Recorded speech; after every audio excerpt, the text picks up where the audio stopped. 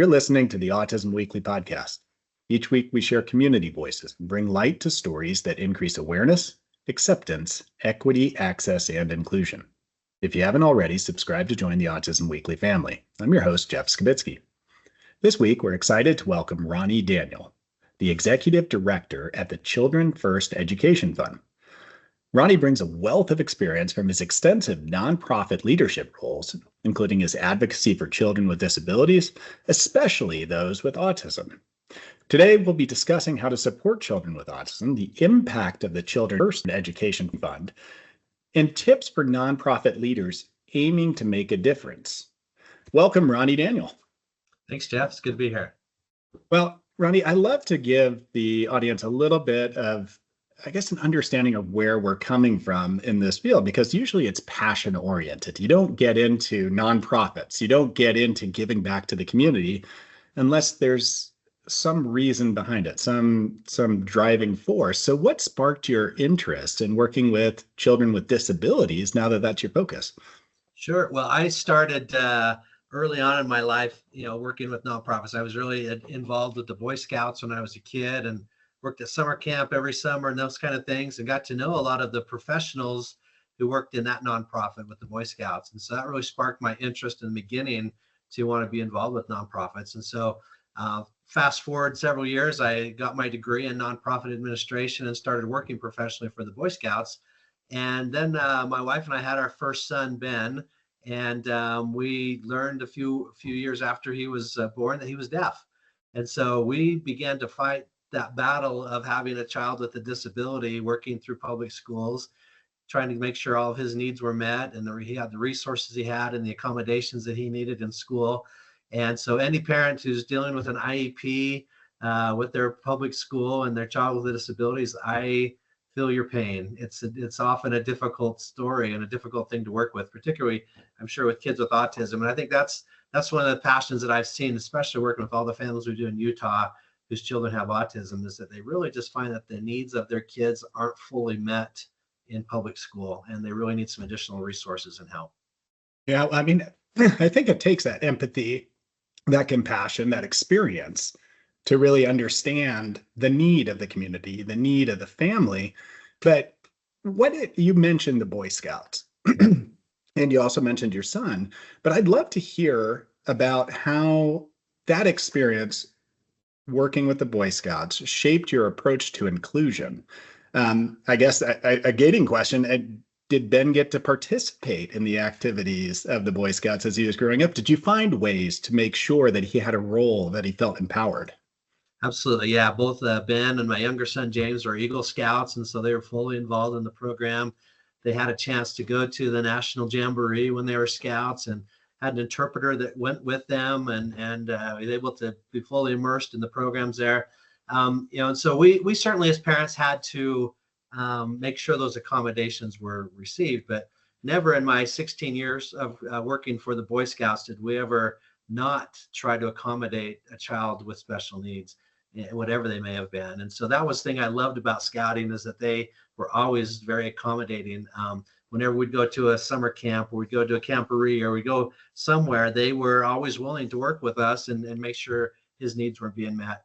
And so I guess that was my first approach from a professional side on nonprofit leadership, is seeing how accommodating the Scouts were and wanting to make sure that kids' needs were met. In fact, I was involved in several different locations. I worked in 4 different states with the Boy Scouts all across the country, and in every place there were always Scout troops that were specially accommodating to kids with special needs. In fact, even here in Salt Lake, my wife works for an assisted living community company. They have multiple communities around the Western United States, but she's been involved in helping the owner of the company, who has a child with Down syndrome, start a thing called Milo's Place. That's his son's name. And so she had a local Boy Scout troop with disabilities come to one of their communities and help serve sodas to the residents of the community. And she mentioned one of these scouts in this unit is 80 years old. And because he's a kid with Down syndrome or an adult with Down syndrome. And but he's still a teenager at mind and loves the scouting program and been involved with it. And so my wife and I, our family's been very involved with helping families with special needs our whole lives. And it's just been great. I have a nephew with Down syndrome. And so I worked with my sister and her husband and him. It's been wonderful. Well, there's so many parallels between well-run community organizations and schools and educational organizations that are trying to be able to really individualize their care models and making sure they're putting children first. But when we're talking about some of those accommodations, some of the inclusive practices, it might be nice to give a little bit of a background of just what the mission of Children First Education Fund is and what their approach is to that K through 12 population in Utah, just to kind of set the stage of understanding. Yeah, so our mission is simply to support children with special needs in Utah and give them school choice options that they might not otherwise have. So the background about Children First Education Fund, we started in 2020. The state legislature that year passed a law called the Special Needs Opportunity Scholarship Program. And the law required that a third-party nonprofit be the administrator of that program. And so Children First was the nonprofit that was selected to administer this program for the state. And so that which tells you that there was enough support at the state legislature about this concept that they passed not unanimously, but as close as unanimous as you can get. There were a few dissenting votes, but most of the legislators voted in favor of this law. And its purpose is to give school choice to those families who aren't seeing their needs met. Here in Utah, there's about 80,000 kids with special needs. That's the number of kids who have an IEP in public school. And so there are a lot of kids. And I like to say, if you drew a bell curve of all the kids in public school with special needs, that middle chunk of the population is probably getting their needs met. They're probably getting what they need in public school. But you've got kids on the fringes and many who have autism who really don't have their needs met in the way that they need. And so that's what this law is all about. Our scholarship program awards families for this next school year between $8,800 and $11,000, depending on where the family falls on the federal poverty level. And they can use those funds to pay tuition at a private school. We have right now 85 partner schools throughout the state that are private schools, and 17 of those are specifically focused on kids with autism. So there's a lot of options for families to use that scholarship to enroll their child in one of those schools. The other option is they can use those funds for homeschool. So if a family decides that their child's needs are going to be met, and as you know and your listeners know, kids with autism, depending on where they are on the spectrum, their needs differ widely. And so many of our families that have kids with autism choose to homeschool their kids. And so that scholarship fund then can be used to pay for any kind of educational support needs that they might have, up to that $8,000 to $11,000 level. I think that having that option for choice is extremely important. And like you said, there is a bell curve. There's a lot of children that are going to thrive in large group school-based settings where you don't need to have so much individualized attention all the time. There's others that are going to need different supports. So when you've talked to families and navigated through this, whether it's families just with children with disability or families with children who identify autistic, what are some of the common challenges that they're facing in education, and how have they solved this by utilizing the fund and utilizing some of those resources that are available? Some of the challenges that families have talked to me about that have autism are when they're in public school. Any state in the union, public school is struggling with the same issues. Just it's overpopulation. They have too many kids in a classroom, and so to have a kid in a classroom with autism, sometimes they'll have an aide assigned to them, and that's beneficial. Other times, it's the teacher trying to manage 29 other kids and then give special attention to that one child with autism, and it just doesn't translate for every kid. Like you said, there are some high functioning kids with autism that do well in public school, and my hat's off to those kids and the public school teachers that can help with that. But kids who are lower functioning in public school, some of the challenges are, if they have noise issues, which a lot of kids with autism have, that just doesn't work well in public school. So we've had a few families, for instance, that have been able to really enjoy some of the programs in Utah, some of the schools that focus on autism. And so those programs have small groups. They provide that more one-on-one, and certainly they might cost more than public school, but that's why the scholarship is available to help families afford that. And so those are some great resources that the kids have. Other families have chosen to homeschool. And then it's a one-on-one with mom or dad, whoever's working with the child there at home, and they can give the kids the attention and the focus that they need and help them regardless of where they're at on the spectrum. Yeah, I mean, the way that you were describing that, the first thing that's happening in my mind is I'm envisioning these circumstances where, you might have sensory challenges, you might have behavioral or communication challenges that are limiting the child's ability to even benefit from an educational environment and access the material that's going on, or where the teacher just doesn't have the specialization.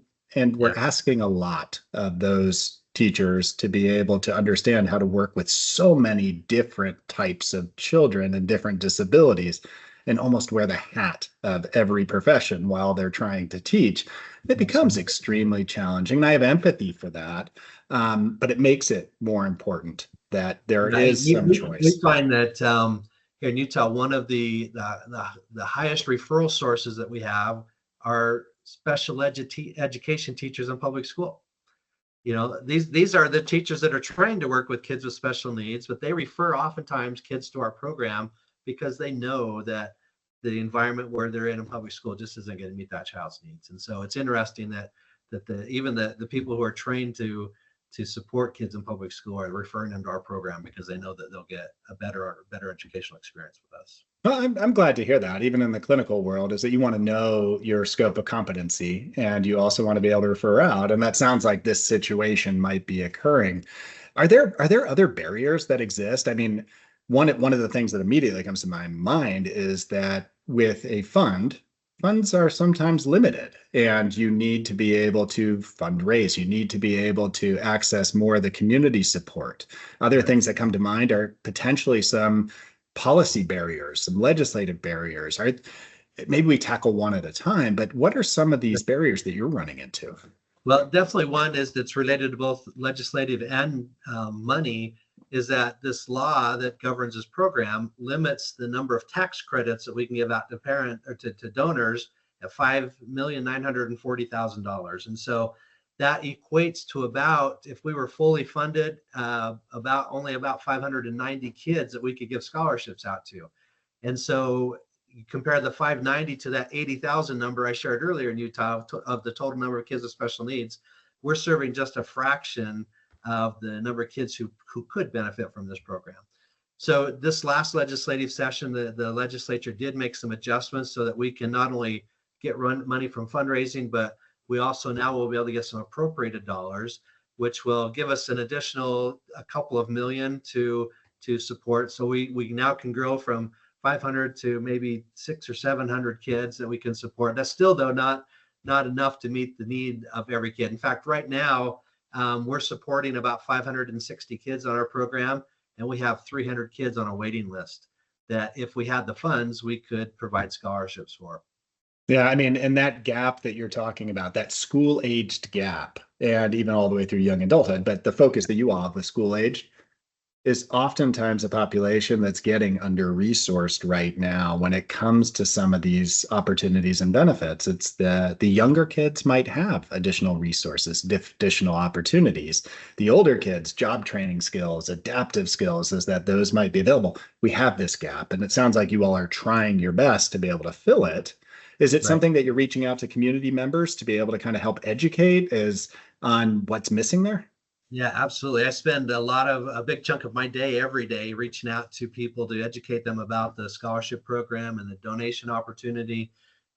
We just had an incredible donation 2 weeks ago from one of the local banks here in Utah, $2 million. And they saw the benefit of the tax credit, obviously, but as I got to dig a little deeper into why they gave the gift, just as you did with me, I found out that the president of the bank has a child with autism. And he saw this as an opportunity not to help his child particularly, but to help a lot of kids in the community who need that support. And so the more and more we can share this message and get more people involved and engaged in our cause, whether it be from a donation perspective or because they have a family member who could benefit from the scholarship, that helps all around. That helps share the message and help us increase awareness, and that'll generate more benefit and more opportunity to serve more kids. And I love that. And I like that it's starting at the roots. It's starting with bringing the community along, sharing the voices of community members and helping to figure out what exactly it is that they're looking for and filling that gap. Is there a similar, and you might have researched this as you were starting to kind of grow this particular fund and this nonprofit venture, but are there other organizations in other states that you know exist that have a similar sort of support system or initiatives?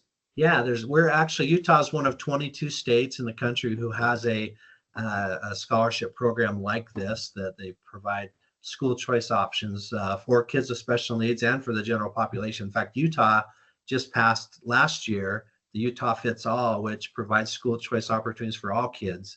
Ours focus is strictly on kids with special needs. But so Utah's coming along. Like I said, we're one of 22 states in the nation. And so there is a very broad national based organization trying to help push this initiative around the country and get more and more states involved in this type of a program. And where can people go to learn more about the resources and what's out there and what's available, and maybe even hear testimonials from families to understand what that experience felt like? Yeah, if you go to our website at cfe-fund.org, we have quite a few stories on there, testimonies. We ask for parents to give us testimonials all the time. You know, if you tap into our social media, at least once a week, we're posting a quote or a testimonial from a family member who's talking about the benefit that we've had with our program. In fact, we just got one that was posted yesterday that they said, because of Children First Education Fund, my kids have been able to attend private school this year. We would never have been able to financially send our kids and receive the support we have there without this kind of funding. And so that's just one quote from one mom that she shared with us just yesterday. Wow. And that's powerful. You want to hear from the folks that are receiving the resources and who have benefited from the service to understand what sort of impact it's made. What are the future initiatives that you all have as an organization? Is that you started probably with a specific aim, and like you said, at some point you started working directly with the appropriations with the government on being able to help support there. Where is the Children's First Education Fund moving? What is the next step? Yeah, so we're definitely involved in state legislation, as you mentioned, to try to make the law even broader or more inclusive of more families and more kids. But probably the biggest initiative we're focused on right now is trying to get private schools in every major community across the state to be involved with us. In fact, a year ago, we only had about 40 schools that were partnering with us. Today, we have 85. And so just in the last year, we've been able to reach out and get more schools engaged. Here in Utah, in order for a school to be one of our partner schools, they actually have to go through an application process to be approved by the state school board, just to make sure they're a viable entity, that they're not a fly-by-night kind of a program, that sort of thing. And so, so that's been quite an initiative that we've taken on this last year to get more schools involved. And we have schools for all the way from northern Utah and Logan, all the way down to Moab and over to St. George, all across the state. So there are many opportunities for kids to engage in private school experiences should they need it. As I mentioned earlier, we have 17 now that are schools, organizations that are specifically focused on autism and helping kids with autism here in our state. And that's an amazing resource. Would an interesting school, an interesting donor, because you're needing to be able to build up the funds, how do they go about contacting you all to get the information to start the process?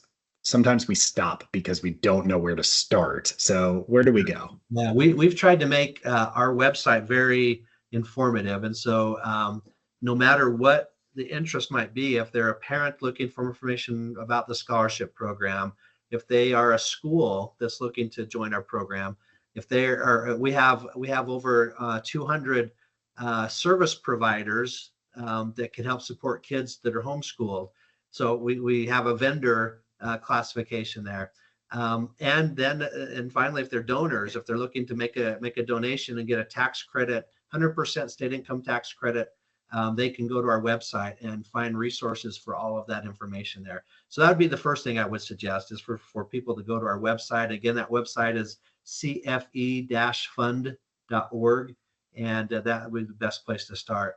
On our website, my name and phone number are listed there. So if you wanted to email me or give me a call, I'm happy to talk to individuals about this more specifically as well. As I mentioned, we also partner with those 85 schools and encourage them to send information out to their constituents about this program. Because most private schools, they do fundraising as well. They have a fund to help kids with financial aid if they aren't able to afford the full tuition. And so by schools partnering with us and receiving scholarship funds for some students, that allows them to use their financial money or financial aid money to give even more kids an opportunity. So that it's kind of a win-win for everybody when we participate together like that. Absolutely. And I mean, this is the route to being able to receive the services or be involved with the services in Utah. And I would imagine it's got to be similar in those other 22 states. Right. But Ronnie, I appreciate you taking the time to educate us today and for walking us down this path, because it really does sound like the Children's First Education Fund gives a unique opportunity for somebody to be able to access the service they need in the setting they need it. Right. And in order to thrive. And that's the goal for any parent or any clinical provider or school-based system, is how can I empower the children the quickest, the fastest, and the best? And it sounds like you're doing that right now. So thank you so much for coming on. You bet. Thank you for listening to Autism Weekly. We hope you tune back in next week to learn more about autism in the real world. Autism Weekly is now found on all the major listening apps, including Apple Podcasts, Google Podcasts, Stitcher, Spotify, Amazon Music, and more. Subscribe to be notified when we post a new podcast. Autism Weekly is produced by ABS Kids. ABS Kids is proud to provide diagnostic assessments and ABA therapy to children with developmental delays like autism spectrum disorder. You can learn more about ABS Kids and the Autism Weekly podcast by visiting abskids.com. Thanks for tuning in. See you again next week.